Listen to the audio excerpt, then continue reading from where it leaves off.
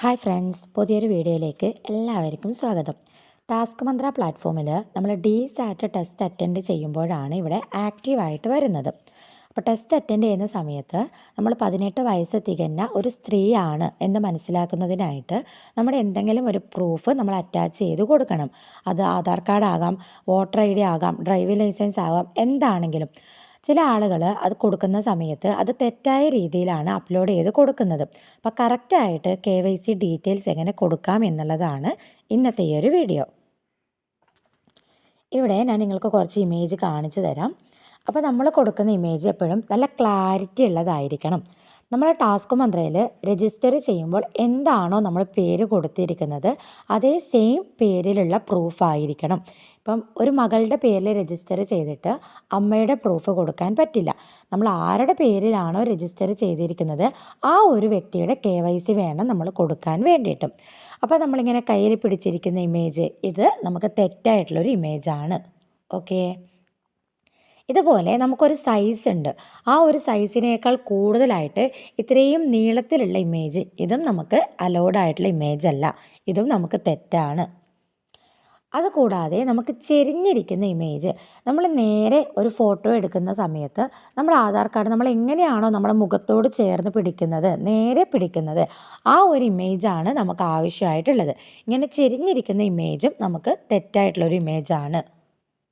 Okay, അതുപോലെ തന്നെ നമ്മൾ ഇമേജിനേക്കാൾ കൂടുതൽ അതിൻ്റെ പുറകുവശത്തുള്ള കാര്യങ്ങൾ കാണുന്ന രീതിയിൽ ഇതുപോലെ എടുക്കുന്ന ഇമേജും നമുക്ക് തെറ്റായിട്ടുള്ള ഇമേജാണ്. അപ്പോൾ കറക്റ്റായിട്ടുള്ള ഇമേജ് എങ്ങനെയാണ്? നമുക്ക് സാധാ നമ്മുടെ ആധാറൊക്കെ നമ്മളൊരു വേറെ ഒന്നും കാണാത്ത രീതിയിൽ അതിൻ്റെ കറക്റ്റായിട്ടെല്ലാം കാണുന്ന രീതിയിൽ നല്ല ക്ലാരിറ്റിയിലുള്ള ഇമേജാണ് നമുക്കിവിടെ ആവശ്യമായിട്ടുള്ളത്. നമുക്ക് പുറകുവശത്തൊക്കെ എന്തെങ്കിലും കാണുന്നുണ്ടെങ്കിൽ നല്ല രീതിയിൽ അതിനെ ക്രോപ്പ് ചെയ്ത് കറക്റ്റ് സൈസിൽ എല്ലാം ക്ലാരിറ്റിയിലുള്ള ഈ ഒരു ഇമേജാണ് നമുക്കിവിടെ ശരിയായിട്ടുള്ളൊരു ഇമേജ്. അപ്പോൾ നമ്മൾ ഫോട്ടോ എടുത്തു കഴിഞ്ഞാലും ചില ആളുകളുടെ ഫോണിൽ അത് തിരിഞ്ഞു വരാറുണ്ട്. അപ്പോൾ അവർ KYC കൊടുക്കുന്ന സമയത്ത് 2 MB കൂടുതലാണ് എന്നൊരു മെസ്സേജ് അവിടെ വരും. അപ്പോൾ ഒന്നുകിൽ നിങ്ങൾ എടുക്കുന്ന ഫോട്ടോയുടെ സൈസ് കൂടുതലായത് കൊണ്ടാണ് അങ്ങനെ ഒരു മെസ്സേജ് അവിടെ വരുന്നത്. അപ്പോൾ KYC കൊടുക്കുന്ന സമയത്ത് നമ്മൾ കറക്റ്റായിട്ട് രീതിയിൽ കൊടുത്തില്ലെങ്കിൽ നമുക്ക് കുറച്ച് ദിവസം കഴിഞ്ഞ് അത് വെരിഫിക്കേഷൻ കഴിയുന്ന സമയത്ത് KYCയിൽ മിസ്റ്റേക്ക് ഉണ്ട് എന്ന് പറഞ്ഞിട്ട് നമുക്ക് മെസ്സേജ് വരും. പിന്നെ നമ്മളത് എഡിറ്റ് ചെയ്യാൻ പോക്ക് നമുക്കൊരു പണിയാണ്. അപ്പോൾ കൊടുക്കുന്ന സമയത്ത് തന്നെ നമ്മളത് ശ്രദ്ധിക്കാം.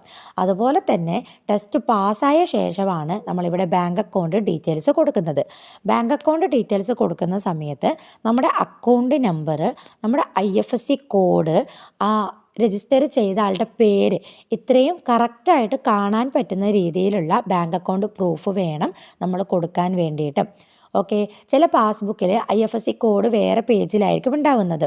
അപ്പോൾ നമ്മുടെ ബാങ്കിൽ പോയിട്ട് അതിനെ നമ്മളൊന്ന് മാറ്റി പ്രിൻ്റ് ചെയ്തിട്ട് നമുക്കിത് 3ഉം ഒരൊറ്റ പേജിൽ കാണണം. ഓക്കെ, അല്ലെങ്കിൽ നമുക്ക് ക്യാൻസൽഡ് ചെക്ക് കൊടുക്കാവുന്നതാണ്.